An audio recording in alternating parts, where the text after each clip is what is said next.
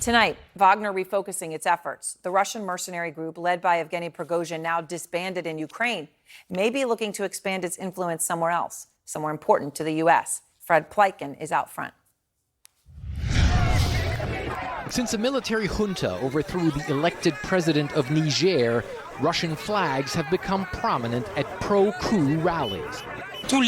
All the Africans know that Putin is ready to save us, this man says. He adds, I prefer that the Russians settle in because today, if Russia does so, it's not to exploit resources, it's to help us have peace. But the Wagner private military company might soon be settling in here as well. France says it believes the Niger junta leaders are already in talks with Wagner to bring the mercenaries to the long independent former French colony.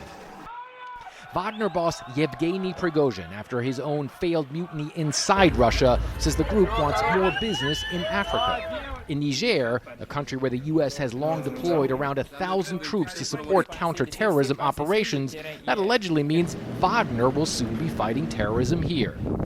I am proud of the guys from PMC Wagner, he said in an audio message. Just the thought of them makes ISIS and Al-Qaeda into small, obedient boys.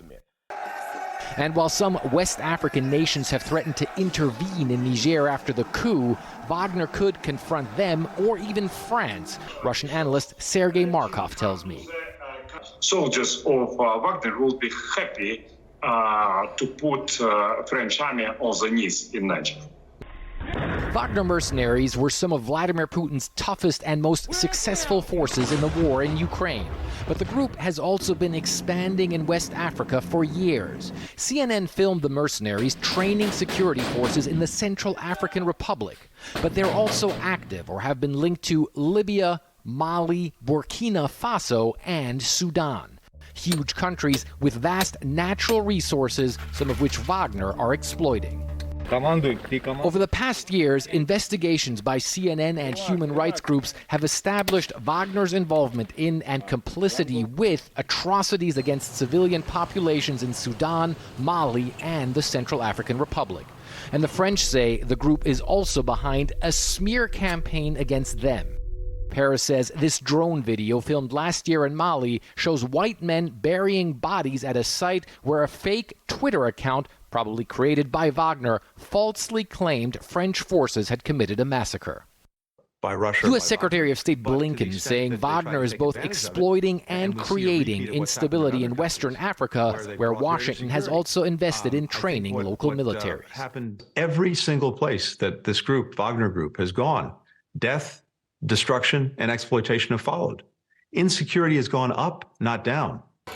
But for now, Wagner and Russia stocks seem to be rising in West Africa. Tailors in Niger's capital busy making more Russian flags to meet increased demand. And Aaron, the U.S. and its allies remain extremely concerned about the situation there in Niger. A source in the French Foreign Ministry telling CNN that they consider Wagner to be an organization with an opportunistic and predatory logic, and that therefore Wagner could try to take advantage of this situation. Aaron? All right, Fred, thank you very much. And thanks very much to all of you for being with us. AC 360 starts now.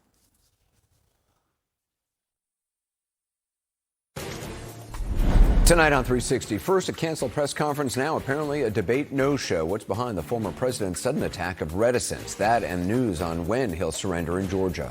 Also tonight, a CNN exclusive, meet the Trump advisor who took the fifth when asked what he was doing January 6th. Well, tonight, we know what he was doing and with whom. And later, what Hurricane Hillary could have in store for Southern California, which is bracing for its first storm this magnitude since 1939. Good evening. Thanks for joining us. The former president is expected to turn himself in at the Fulton County Jail in Atlanta next Thursday or Friday. That, according to a senior law enforcement official with knowledge of the surrender. Friday is the deadline for all 19 defendants. Trump, his former chief of staff, several of his lawyers, a top Justice Department official, and others all being booked, fingerprinted, and, with probably the exception of the president, former president, photographed. In the last 2 days, the former president has backed out of opportunities to be seen by millions of television viewers. Yesterday, he canceled that press conference he'd announced for Monday to repeat lies about election fraud in Georgia, what he calls irrefutable evidence of fraud. Today, we learned he's planning, as of now, to skip next week's Republican debate on Fox in favor of a sit-down with Tucker Carlson. We'll talk with two lawyers about the extent to which criminal defense considerations play into his decision. But we start with CNN chief correspondent Caitlin Collins with new reporting on the politics. First and foremost, driving it. She joins us along with conservative lawyer and Washington Post contributing columnist George Conway and CNN contributor John Dean, who served as White House counsel in the Nixon administration. So do we know the reasons he's backed out? Of the debate or the debate, press conference, Either everything. one. He's not showing up to either. I mean, the debate, he had kind of been keeping people on edge this week, asking people, should he go? A lot of people, though, who he even asked that to said, they don't think he was ever really considering it. He hasn't done any formal debate prep or anything like that to prepare for this. And so they didn't expect him to show up. It would have been a big difference if he had decided to go. Obviously, Monday with the news conference, that's a legal decision, really. I don't think that's as much as what Wednesday is. I think Wednesday is a political decision not to show up to that debate because he does feel like he doesn't really need to go and show up. I mean, certainly everyone has tried to goad him into being there, saying that it's weak if he doesn't show up. It's disrespectful to Republican voters if he doesn't show up. None of that really has registered with him, though, in a way that he cares about. But it's surprising given, they went to great lengths to try to get him to come to this. The Republican chairwoman personally appealed to him to come. Fox executives went to Bedminster, had dinner with him, trying to get him to come, believing he might actually show up. He clearly is not. And in terms of what we know about the surrendering next week? The surrendering next week, they're still negotiating the deal of what that's going to look like with Secret Service and the district attorney's office, and the judge will have to sign off on the conditions that they agree to.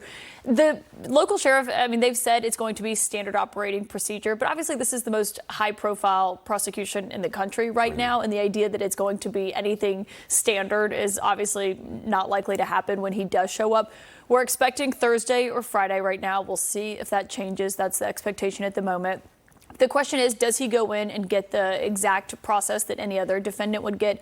We don't know about a mugshot yet. We do believe he'll be fingerprinted. We don't believe he'll be handcuffed. But they do medical screenings. They have all these other steps that he has to go through. And when we were reporting this out, I was thinking about how my reporting when he was in Washington being indicted there, he had grown irritated, essentially, at just the process of going through this standard procedure, having to wait, having to be fingerprinted, sitting in the courtroom for 20 minutes waiting on the judge to show up, and it's just completely silent in the room. Those standard things that other defendants go through, he's not a typical defendant by any means. George, do you think this is the right move for the former president, both politically and legally? Certainly not doing the press conference legally makes all the sense in the world. Not showing up at the debate. Yeah, I have to say these are words that are difficult for me to say, but I agree with Donald Trump. I think he's doing the right thing by Donald Trump.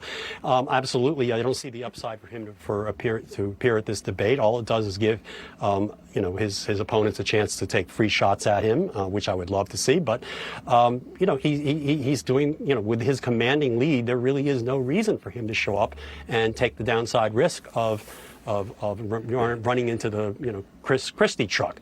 So I think he's doing the right thing by Donald Trump. I think the voters, I think it's better for the voters to see him and to hear him respond to the attacks. But just looking at it from his interests, he's doing the right thing. John, every time he holds a rally or makes a social media post or participates, frankly, even in future debates, how much legal jeopardy does he put himself in? Well, given his ability to put his foot in his mouth, Anderson, I think he does it rather regularly. He has conceded an awful lot in public. He consistently does it. I'm sure that the prosecutors are monitoring it. They probably have staffers who do nothing but follow what he's doing and saying. So I think it's a high exposure, and it appears that somehow a lawyer got through to him, or he is now dawned on him that he might be in serious trouble, and so he's backing down a little bit. It is interesting, Caitlin, that a guy who was once the president of the United States is not willing, at least for this debate, to stand on a stage and take the punches and, show himself to the American people in a debate format. And it's not like he's staying home. He's going on, Tucker Carlson, who has been, slavishly supportive of him all this time? Well, I think that has even less. It's more of the idea of he's angry with Fox News, who has been picked to host the debate. He thinks that they are covering his challengers in a more favorable way than they are him. I mean, he has always kind of had this expectation that to cover him accurately is to cover him unfairly. To actually cover what's going on or to give other people airtime it's a dig at him. That's how he views this. I mean, he thinks that they are in the pocket of Ron DeSantis. That is his view. So I think it has multiple avenues that he wants to go down by sitting down with a host that they fired, having this moment. And I just think he also understands that there is a potential at that debate for someone like a Chris Christie. He knows they will only be attacking him. They're going to go after him on these issues. And so in his mind, he just avoids all of that by not showing up. I mean, it is remarkable that he's citing Reagan and other people when he's talking about not doing it. But I mean, he's doing it because of his own political will and why he doesn't want to show up and what that looks like. George, we haven't heard from you since the Georgia indictment. I mean, it's obviously a sweeping case with a huge RICO charge at the head of it. How strong of a case do you think it is? No, I think it's a very, very strong case. I think the evidence is overwhelming against him. I think it's a more complex case than the case that Jack Smith decided to bring in D.C. And it's an interesting contrast to put the cases up against each other. One is rather simple, straightforward, kind of like a bullet. The other one is more like an air raid, and it's going to be more complex. It's going to take longer. But I think there's a utility to it because you get to see the scope of the damage and the harm that Trump caused. John, do you think many of the co-conspirators, I mean, indicted or unindicted, will ultimately flip and work with the prosecution? I mean, it seems unlikely that all 19 would actually go to trial.